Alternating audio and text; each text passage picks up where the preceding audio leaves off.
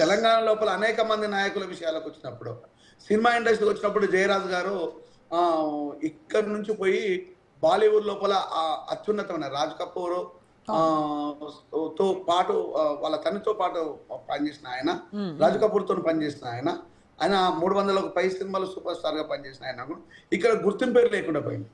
ప్రభాకర్ రెడ్డి గారు తను దగ్గరగా కొన్ని 25 నుంచి 30 వేల కోట్ల ప్రాపర్టీని దారాదత్తం చేసినా కూడా ఆయనకు గుర్తింపు లేకుండా పోయింది. ఇక్కడ అనేక మంది కళాకారులు, ఇక్కడ కాంతారావు గారు కావచ్చు, ప్రభాకర్ రెడ్డి గారు కావచ్చు, ఇట్లా అనేక మంది వాళ్ళకి ఎవరికి గుర్తింపు లేదు. రాజకీయ నాయకులుగా పివి నరసింహారావు గారు గురించి మొదలుకుంటే అనేక మంది కవులు ఎన్టీఆర్ గారు మెచ్చిన కవి శ్రీనారాయణ రెడ్డి గారు, సో మనసు కవి శ్రీనారాయణ రెడ్డి గారు అనుకున్నారు ఆయన. అంటే ఇక్కడ కవుల నుంచి తీసుకున్నా, కళాకారులు తీసుకున్నా, రాజకీయ నాయకులు తీసుకున్నా, సినిమా ఇండస్ట్రీ తీసుకున్నా, వీళ్ళు ఎవరికి అనిపించట్లేదండి. ఒక ఆంధ్ర నుంచి వచ్చిన అంటే ఒక ఎన్టీఆర్ విగ్రహం పెట్టడంతోనే కాంగ్రెస్ పార్టీ మొత్తం సైకిల్ కాంగ్రెస్ అయిపోతుందా?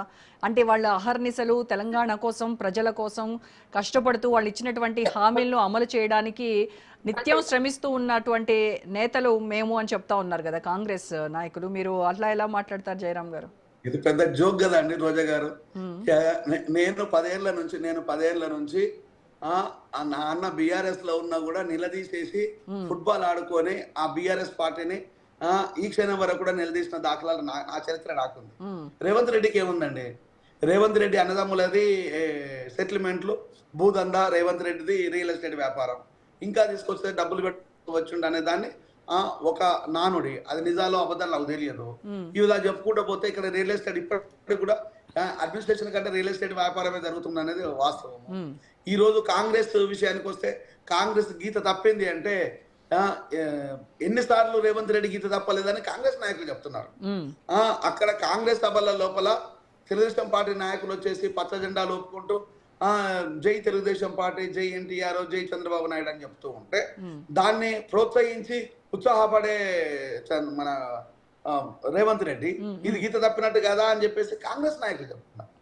అంటే ఇలా చెప్పుకుంటే ఎవ్వరు మనం ఏ ఒక్క మాట వాళ్ళ గురించి. అంటే ఇప్పుడు రాజగోపాల్ రెడ్డి పైన కూడా గీత దాటాడు కాబట్టి వేటు తప్పదు అని పిసిసి చీఫ్ మాట్లాడారు కదా. అంటే ఖచ్చితంగా వేటు ఉంటుంది అనుకోవచ్చా, లేకపోతే కొండా సురేఖ వీళ్ళ లిస్ట్ లోనే రాజగోపాల్ రెడ్డి కూడా ఉంటారా? అది $1 మిలియన్ ప్రశ్న. రాజగోపాల్ రెడ్డి మీద వేటు పడుతుందని నేను ఏమనుకోవటం లేదు, ఇక్కడ ఉన్న వాళ్ళు కూడా ఏమనుకోవట్లేదు, మీరు కూడా ఏమనుకోవటం లేదు. సో ఇక్కడ వేటు పడితే ఫస్ట్ మొదటి వేటు ఇది కూడా వాళ్ళే చెప్తుంటారు. వేటు అంటూ మొదటి వేస్తే వెయ్యాల్సిందే. అది ఫస్ట్ ఎవరి నుంచి మొదలు రావాలంటే రేవంత్ రెడ్డి నుంచి మొదలు కావాలంటే, ఆ రేవంత్ నుంచి మొదలైతే దానికి మేము కూడా శిరస వేస్తామని చెప్పి మళ్ళీ ఇదే నాయకులు కూడా ఆ మాట కూడా వీళ్ళే చెప్తున్నారు. వేటు వేయాల్సిందే, తప్పు చేసినప్పుడు అది ఎక్కడి నుంచి మొదలు కావాలి అనుకుంటే అక్కడి నుంచి మొదలు కావాలి. హైదరాబాద్ ఎక్కడి నుంచి మొదలు రావాలంటే తిరుపతి రెడ్డి ఇంటి దగ్గర నుంచి మొదలు కావాలంటుంటారు. అవినీతి ఎక్కడి నుంచి మొదలైంది అంటే మళ్ళీ రేవంత్ రెడ్డి దగ్గర నుంచి మొదలు కావాలంట.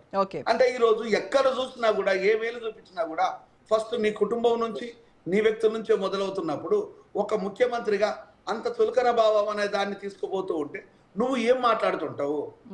నీకంటూ ఒక స్పెషాలిటీ అనేది ఉన్నాయి. ఈరోజు కేసీఆర్ గారు చెప్పుకోవడానికి ఉన్నది, నా కూతుర్ని సైతం నేను నా పార్టీ నుంచి తీసిపడేస్తాను, పార్టీకి వ్యతిరేకంగా పనిచేస్తున్నా. అట్లా నువ్వేమైనా చేయగలిగినావా? కనీసం చెప్పుకోవడానికైనా ఉన్నది. ఆ నిజం ఎంత, అబద్ధం ఎంత, అవినీతి జరిగిందా జరగలేదా అనేది ప్రజలకు తెలుసు. ప్రజలు దానికి తీర్పు కూడా ఇచ్చింది, అది వేరే విషయం. కానీ నువ్వు ఇప్పుడు ఏం చేస్తున్నావు? నువ్వు నిజంగా ఏం చేస్తున్నావు? ఈరోజు రాజగోపాల్ రెడ్డి అనే మాటల లోపల ఆక్రోషంతో పాటు, ఆవేదనతో పాటు వాస్తవాలు కూడా ఉన్నాయి. ఈరోజు అవి లేవా? ఆక్రోషణ ఉంది, ఆవేదన ఉంది, టార్గెట్ ఉంది, వాస్తవం కూడా ఉంది. మరి ఇవన్నింటిని మనం ఒక్కదాన్నే మనం ఎందుకు దాన్ని ఎలివేట్ చేస్తుంటాం? ఇవన్నీ ఒక్కడితోనే కాదు. ఈరోజు రేవంత్ రెడ్డి లోపల మార్పు కావాలి. రేవంత్ రెడ్డి ఫస్ట్ మార్చాల్సింది ఏంటంటే, నిజంగా నీ చేత అయితే రేవంత్ రెడ్డి నీకు ఒక సలహా ఇస్తాను. ఈరోజు 86 వేల కోట్ల రూపాయల ఆదాయాన్ని నువ్వు ఆల్కహాల్ మీద బతుకుతున్నావు. దాని మీద నువ్వు ఎవరిని చంపుతున్నావు అంటే తెలంగాణ బిడ్డల్ని చంపుతున్నావు, తెలంగాణ కుటుంబాలను నాశనం చేస్తున్నావు, తెలంగాణ ఆడపడుచు. గత ప్రభుత్వాల్లో ఈ లిక్కర్ ఆదాయం లేదండి? ఉంది. మీకు 2014 వరకు ఉమ్మడి ఆంధ్రప్రదేశ్ లోపల ఆదాయం 14,000 కోట్లు అయితే ఇది 2023 వరకు వచ్చేసి 46,000 కోట్లు. 2023 నుంచి మరి అంత ప్రజాశ్రేయస్